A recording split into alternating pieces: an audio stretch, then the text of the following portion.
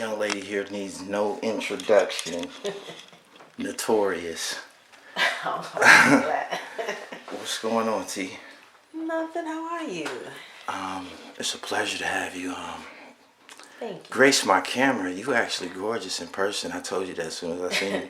Thank you. Them Instagram. You don't be stunting enough on Instagram. You better turn this shit up right now. Like, but I know. You hot right now. You better turn this shit up. How's the book going? Books are going great. Of course, this one definitely did pretty well. Harlem Heron, my life story. This book is notorious. Like I said, you ruffled a few feathers. Yeah. I won't say ruffle feathers. You made some waves with this book earlier this year. Explaining to my viewers, because they want to know, we just went through it a minute ago, what this book is marketedly associated with. Alpo Martinez, Alpo, the streets, legendary people who I either dealt with personally or on a friendship level. So, just like the subtitle says, my love affair with street life and the men who ruled it. So that's basically, How many copies sold today? Not to get in your business, I just want people to know how heavy this shit is. Right, I've sold quite a few. Now, the exact number I don't have, and I need to get that. I really do, because someone else asked. Let's talk about this legendary interview you did at the B139. Yeah. Yeah, back in February. So that was the first time I was up there being interviewed on this book. And of course, they have people that call in. And one girl called in. I already knew her from a book club that I did. And then the second caller called in, and the guy was like, "Are you there?" And we like, "Yes," wondering who it was. We just thought it was a regular caller. So he said, "I just called in to tell Ms.Tee I love the book.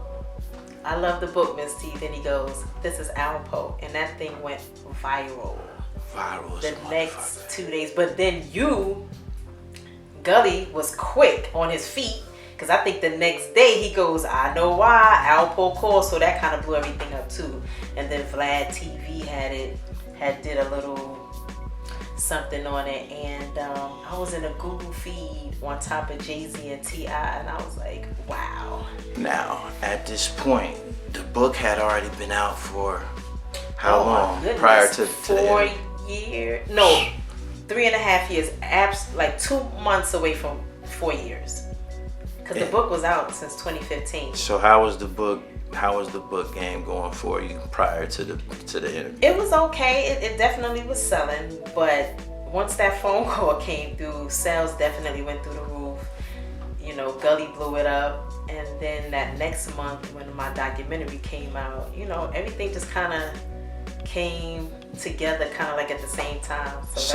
So how was you knocking these joints off? Did you have hard copies, or they was on Amazon and all this stuff? It was Amazon and hard copies. Yeah, Amazon, and plus I got a lot of mail. You had them in the streets. Mm-hmm. Them shits was flying, huh? Yeah, I've been doing that anyway, out the trunk. Right. No matter what, pulling up, somebody called, I'm pulling up, delivering books, so yeah. So everybody wanted to know, what did you say in the book about him? Right. So what was it that people would find, what would raise eyebrows about what you wrote? Well, regarding Alpo, I had actually added a chapter in the book called Paid in Full, because everybody saw the movie. It's a hood classic, but I added the chapter just explaining how and who paid the money for the ransom, which was Fritz and my daughter's father. They were partners.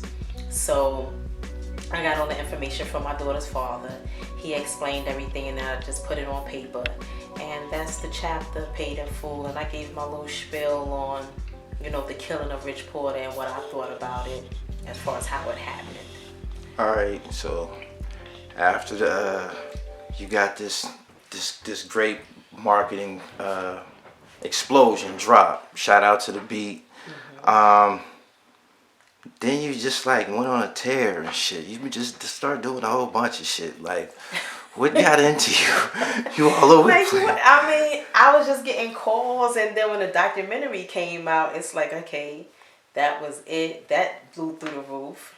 I think I'm the first one who numbers went that quick as far as InfoMods is concerned. Yeah. What's that number to date? The number to date is 1.2 million views and counting every day. Every day the numbers are going up. So yeah. Shout out to InfoMinds. That Yes, shit indeed. crack. Motherfuckers Yep. be thinking I don't watch the shit too. Because we kind of do something that's, a little similar and shit. That should be cinematic and I fuck with it on the highest level. David made Snow Billy look good. I know he's a dirtbag. Straight up. Yeah, shout out to InfoMind. So yeah, the documentary did well to the point where, I'm getting certain calls. I'll be doing I already taped something for Netflix. Is that right? You ain't tell the dribble about this. Yeah, I taped something that's going to be on Netflix. I told you've been doing a whole bunch of shit. So I'm trying. The struggle is real. You're getting busy. It's not easy. So, hopefully that does a little something for me too. Yeah. What's up with the second book? How's that going? The second book, Snitching. It's going pretty okay. Not as fast as Harlem Heron, but people have been hitting me up recently, said that they ordered the book. And it's basically not getting at snitches. It's the streets are fair game, but the game has never been fair. And I just needed to explain because it seems like, the conversation these days between a certain age, 40 through 60, of us that's still in these streets, we got to change the narrative because we kind of sending the wrong message to the young kids. It's not going at snitches. It's just about how snitching goes down. I have scenarios, some I know personally. One I was particularly kind of involved in. At the end of the day, snitching is big business. The government will never not afford the opportunity. You got dudes who were probably broke on the street. Right. They snitch. They come out on the other side. Credit $750, $800. A brand new name. The government buys them a car, takes care of them for about 18 to 24 months, pays their rent, everything. God damn. Oh yeah, they get a lot. So they weighing their options. Well, you know what I'm saying? For some. They weighing their options. Does it make it right? No. But my point is that it's never going to stop. Because we just have some people that just don't want to do the time. They just don't want to do the time. That, everybody in the street, you do your thing, you're expected to do it. And we always talking about these rules and codes that nobody saw written anywhere. Right. And when y'all find the author of that book, please let me know. Right. These unwritten rules and codes. I understand that, but I'm a realist. And I understand that we are all human beings. And sometimes we're just wired that way.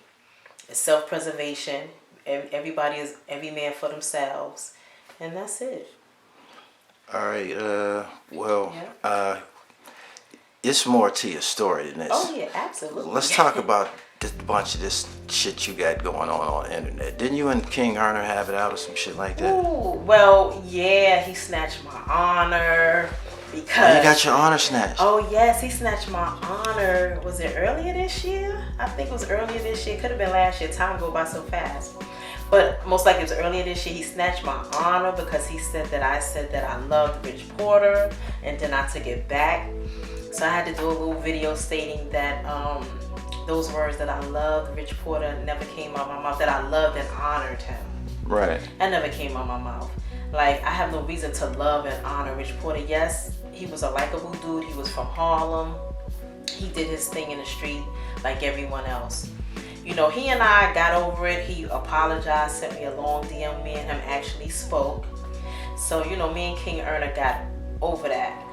But, for him to invest so much in an individual as well as in Harlem, and he knows nothing about the two except for what he gets from someone else. And of course, those people are probably huge Rich Porter supporters, so they're going to tell him whatever. Is that whole like top being that you from Harlem, grew up there? Is that whole topic like does that get like annoying? It does, but and I don't want to say Because that it's going on and on. right. I don't want to say it's annoying because you know people would say, "Oh, Ms.Tee, you hate on a dead man." I never hated on that man a day in my life ever. I had no reason, but of course I know the movie. You know, and then you still got, I got one guy that hit me over there, said that was his first time watching it the other night. So it's always going to be somebody that's going to be new who watches the movie and take it for what it is, not knowing that for entertainment purposes, a lot of stuff in there is not true. And at the end of the day, when you hustling and in the street, death or jail, getting set up, getting robbed, all that came with it. There is really no rules. You know, everybody will talk about these rules and codes. If there were really rules and codes, then a lot of us would not have robbed each other for money. We would not have killed each other over a female. So where were the rules for that? Right. You know, they're killing me with the rules and the codes that people are supposed to be living by and abiding by. There are no rules and codes. The streets will never be fair. It wasn't fair back then. It's not fair now.